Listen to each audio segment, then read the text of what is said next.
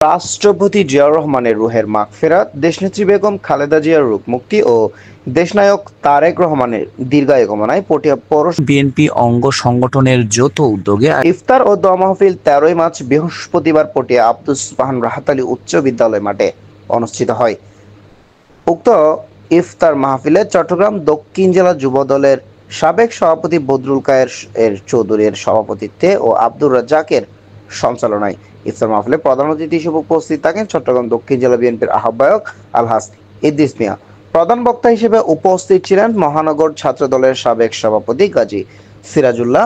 অন্যদের মধ্যে বক্তব্য রাখেন বিএনপি নেতা জাহেদুল হক, জসিমউদ্দিন মাস্টার, আব্দুল জলিল চৌধুরী, ইদ্রিস ফানু, নাজমুল হোসেন, হাজী নজরুল ইসলাম, আনোয়ার হোসেন মিয়া, আফসার উদ্দিন সোহেল, মিশকাত আহমদ, ইঞ্জিনিয়ার কুতুবউদ্দিন, গাজী মনির, আব্দুল মনসুর আজাদ, ফরিদ আহমদ, গাজী জমিউদ্দিন মানিক, শাহনুর মিয়া, রবিউল হোসেন বাদশাহ, নাসির উদ্দিন, হাসমত আলী, জাহেদ খোকন, জসিমউদ্দিন, মির্জা ইব্রাহিম, নাজিমউদ্দিন, আরিফউদ্দিন, ফরহাদ তাজবিদ, ইফতেখার নোমান, শাহিনুল হক, রিদওয়ান আরিফ, কায়সার, নাজমুল, জাহাঙ্গীর আলম সহ আরো অন্যান্য ব্যক্তিবর্গ এ সময় উপস্থিত ছিলেন।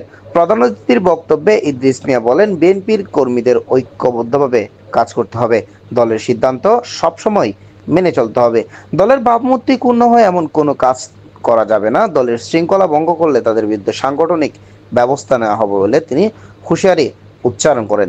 দলীয় সিদ্ধান্ত মেনে সবাইকে ঐক্যবদ্ধভাবে এগিয়ে যাওয়ারও আহ্বান জানান আলহাজ ইদ্রিস মিয়া। তত্ত্বাবধায়ক সরকারের কাছে আমাদের দাবি, আগামী নভেম্বর ডিসেম্বরের মধ্যে নিরপেক্ষ নির্বাচনের ব্যবস্থা করতে হবে এবং নিরপেক্ষভাবে নির্বাচনের ব্যবস্থা করে জনগণের কাছে জনগণের ক্ষমতা জনগণের হাতে তুলে দিতে হবে। জনগণের পাশে থাকার জন্য আওয়ামী দুঃশাসনের বিরুদ্ধে, চাঁদাবাজের বিরুদ্ধে, দুর্নীতির বিরুদ্ধে আমাদেরকে রুখে দেওয়ার জন্য আজকের ইফতার মাহফিল অনুষ্ঠিত যাচ্ছে।